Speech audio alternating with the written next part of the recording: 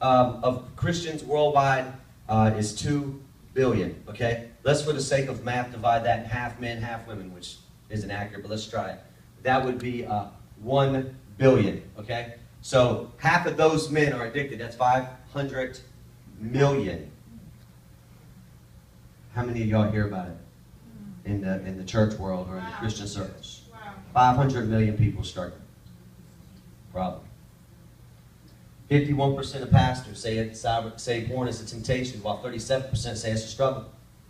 So 4 in every 10 pastors are actually struggling with it. And that might be some of the reason why you don't hear it talked about. Just saying. As a pastor, I mean, Rob can attest to some of this.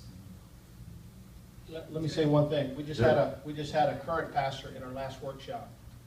We had 15 men come from different parts of the country. And this pastor came to our workshop because he knew if any man in his congregation, of his elders, of his overseers, if any man knew that he struggled, he knew he would be out of a job, out of a house, and out of a living. And there was another man at the workshop who had already experienced that, another pastor.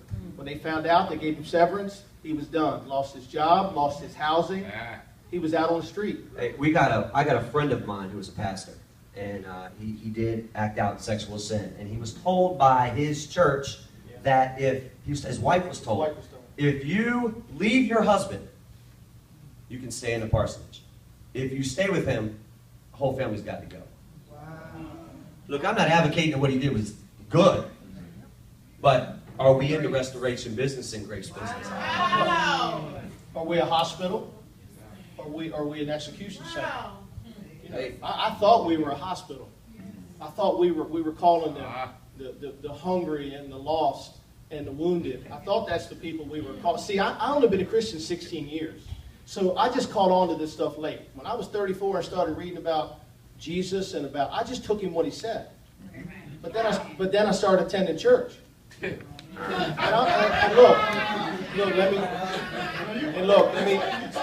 I know, but let me say this to you. I am not a hater. I love the church. The church is the bride of Christ. It is church. It is Jesus on earth. Yeah.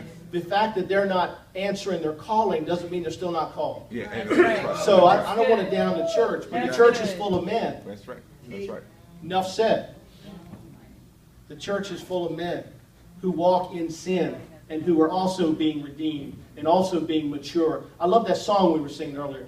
Just as I was thinking, I love people of faith because they talk in the ing words. I'm walking. I'm talking. I'm believing. I call those the ing words, and then they come up on the screen, right? And I'm going to give you one other quick word. When I was back there and you all were singing, I Made It, God said, I'm going to be dancing with you in heaven to the same song. I'm going to be dancing with you in heaven saying, I made it. Right? Amen. Amen. But he also said, not all of us will be there. Come on. And see, that makes me weep. Because we're without excuse. If after today you are convicted and you know your heart's not right, there's no excuse not to come find one of us because we're the least of these. Whatever you think you've done or where you've been, we've been to darker places. And God has dug us up from a deeper hole. So don't think that you're going to approach a man who doesn't know who you are and where you've been and is going to love you in grace. Without excuse after today. Amen. Amen.